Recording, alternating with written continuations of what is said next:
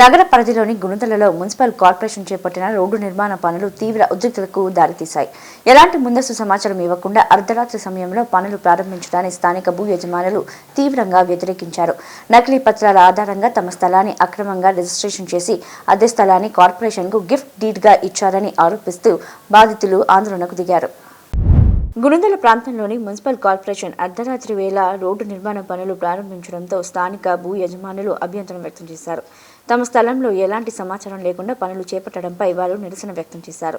బాధితుడు పరశురాం తెలిపిన వివరాల ప్రకారం తన తండ్రి సాకలూరి యాకోబో 1961లోనే మరణించారని, అయినప్పటికీ కొందరు దొంగ పత్రాలు సృష్టించి ఆ స్థలాన్ని అక్రమంగా తమ పేరుతో రిజిస్ట్రేషన్ చేయించుకున్నారని ఆరోపించారు.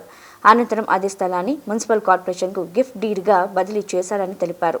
ఈ వ్యవహారంపై సమగ్ర విచారణ జరిపి నకిలీ పత్రాలు సృష్టించిన వారిపై చర్యలు తీసుకోవాల్సింది పోగా కార్పొరేషన్ అధికారులు ఏకపక్షంగా వ్యవహరిస్తూ వివాదాస్పద స్థలంలో రోడ్డు పనులు చేపట్టారని బాధితులు మండిపడ్డారు. రోడ్డు పనులను అడ్డుకునేందుకు బాధితులు అక్కడ పనిచేస్తున్న కార్పొరేషన్ సిబ్బందిని జేసీబీ యంత్రాన్ని నిలువరించడంతో కొంతసేపు ఉద్రిక్తత పరిస్థితులు నెలకొన్నాయి. సమాచారం అందుకున్న పోలీసులు ఘటనా స్థలానికి చేరుకొని ఇరు వర్గాలతో మాట్లాడి పరిస్థితిని అదుపులోకి తీసుకొచ్చారు. బాధితుల అభ్యంతరాల నేపథ్యంలో రోడ్డు నిర్మాణ పనులు తాత్కాలికంగా నిలిపివేశారు. కార్పొరేషన్ రికార్డులు లేవా కార్పొరేషన్ లో ఎవరు కబ్జా చేశారో మీరు రికార్డు నాకు కూడా ఇచ్చారు. మీరు బుజ్జిబాబుని రామానండి 2013 నుంచి నానా అవస్థలు పడుతున్నాం మేము. గవర్నమెంట్ ల్యాండ్ ఏంటో మేము రాసి ఇచ్చామా? అదే బండి బుజ్జిబాబుని అడగండి. రాత్రిపూట రాజకీయం ఏంటో చూద్దాం. రాత్రిపూట రాజకీయాలు ఏంటో రోడ్లు అంటే రాత్రిపూట వేస్తారంట.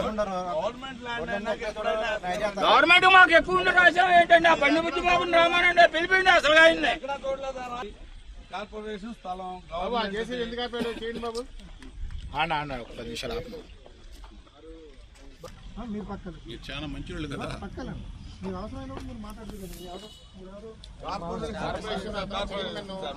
పొలం ఎక్కువ రాసి ఇచ్చేసాం మా ఆస్తులు మున్సిపాలిటీకి.